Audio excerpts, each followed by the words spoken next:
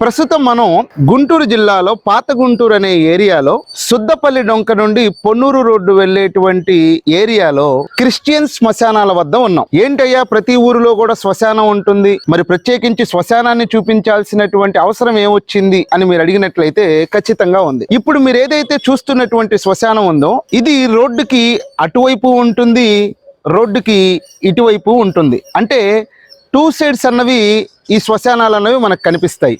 అంతేకాకుండా ఈ శ్మశానానికి 10 ఏళ్ల చరిత్ర ఉంది.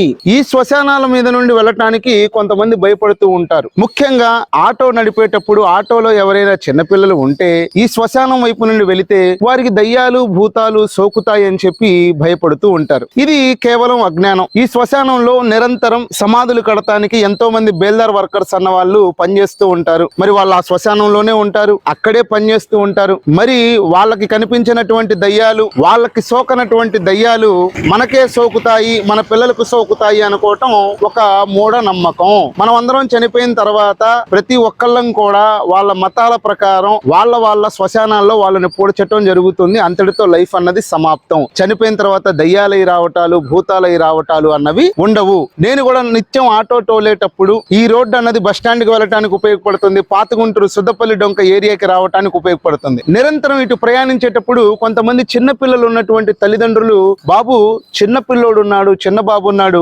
ఇటువైపు నుంచి పోవద్దు అని చెబుతూ ఉంటారు. దయచేసి ఇవన్నీ మానుకోవాలి. ఆరోగ్యం బాగుండటం బాగోలేకపోవటం అన్నది మన శరీర తత్వాన్ని బట్టి, మనకి శరీరంలో జరిగేటువంటి చర్యని బట్టి ఉంటుంది తప్ప శ్మశానం మీద నుంచి వెళ్ళటం మూలంగానో శ్మశానం దాటటం మూలంగానో ఎటువంటి అనారోగ్య సమస్యలు అన్నవి రావు. ఇవి కేవలం మూఢనమ్మకాలు.